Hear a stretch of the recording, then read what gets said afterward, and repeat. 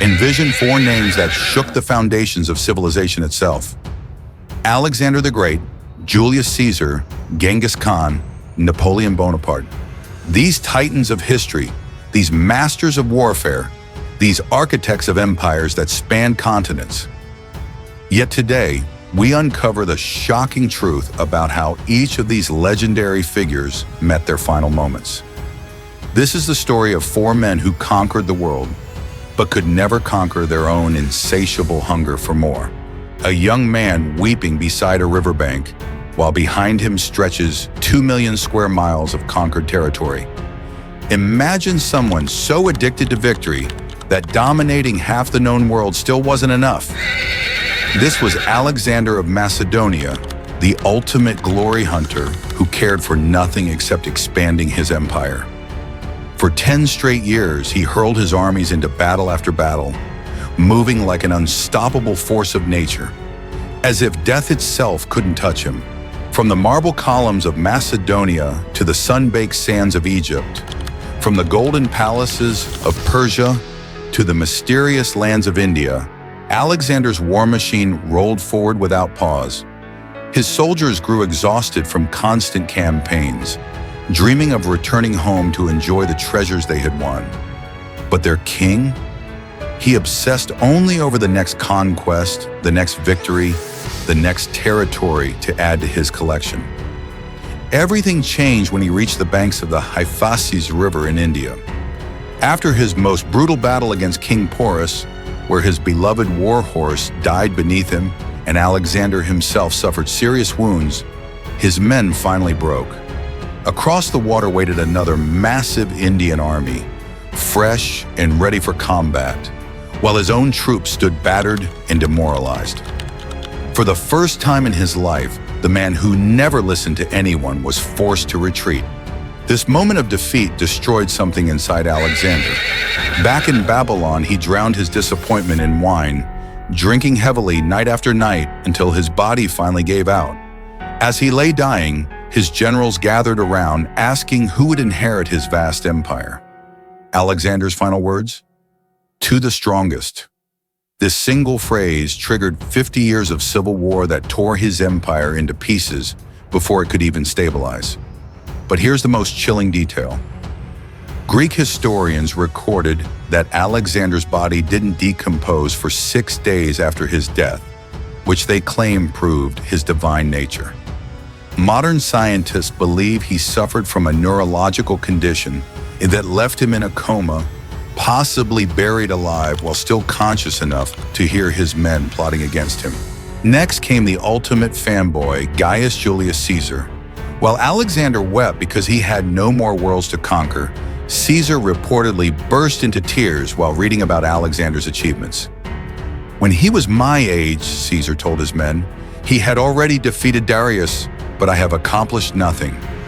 This obsession with matching his idol would ultimately destroy him. In the marble halls of the Roman Senate, where the fate of the civilized world was decided daily, Caesar systematically dismantled the republican system that had made Rome great. He declared himself Dictator Perpetuo, dictator for life, and wasn't shy about his ambitions. "If you must break the law," he famously said, "do it to seize power. In all other cases, observe it." The senators of Rome recognized the threat Caesar posed to their authority and traditions. On March 15th, 44 BC, 60 conspirators surrounded Caesar during a Senate meeting and collectively stabbed him 23 times. The most heartbreaking moment? Caesar's final sight was his own adopted son, Marcus Brutus, standing among his assassins.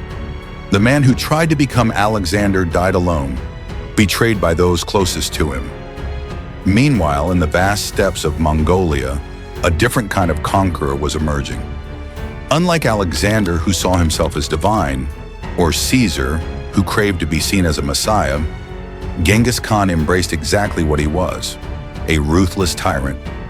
"The greatest happiness," he declared, "is to scatter your enemies, drive them before you, see their cities reduced to ashes, see those who love them shrouded in tears, and gather their wives and daughters into your arms." This beast of the East conquered twice as much territory as Alexander, stretching his empire across Asia and into Eastern Europe. But even Genghis Khan, for all his brutal honesty about his nature, couldn't escape mortality. Multiple accounts describe his death: bubonic plague, an arrow wound that festered for days, or even castration by a captured princess seeking revenge.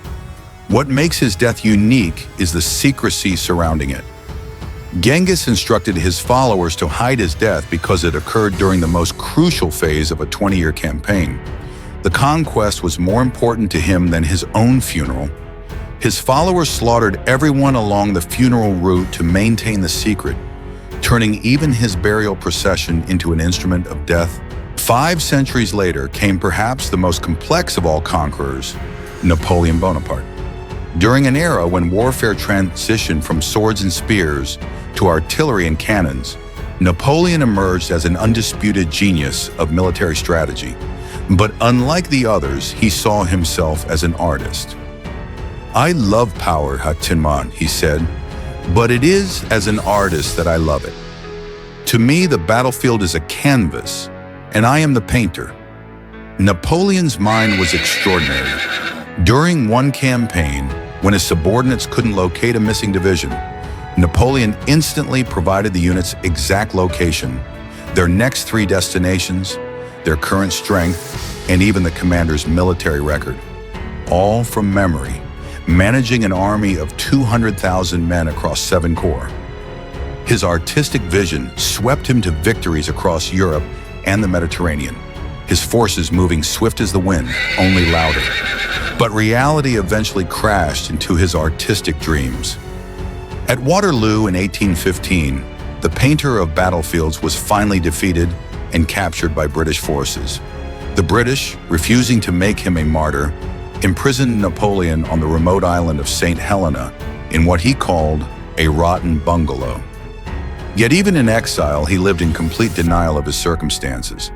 When hosting dinner parties, men were required to wear military dress, and women appeared in evening gowns and jewels, as if he were still ruling an empire rather than rotting in captivity.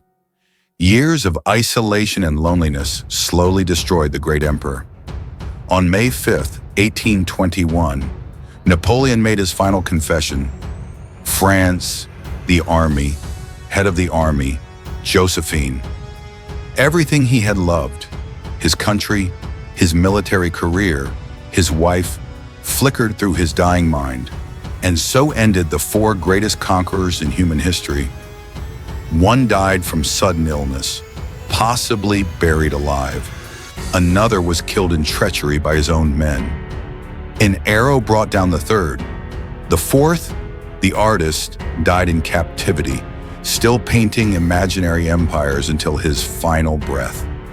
Though they left this world under completely different circumstances, all 4 shared one final, tragic truth: they all died desiring more. No amount of conquest, no expanse of territory, no accumulation of power could ever satisfy their endless hunger. In the end, the only thing these masters of the world couldn't conquer was their own insatiable ambition.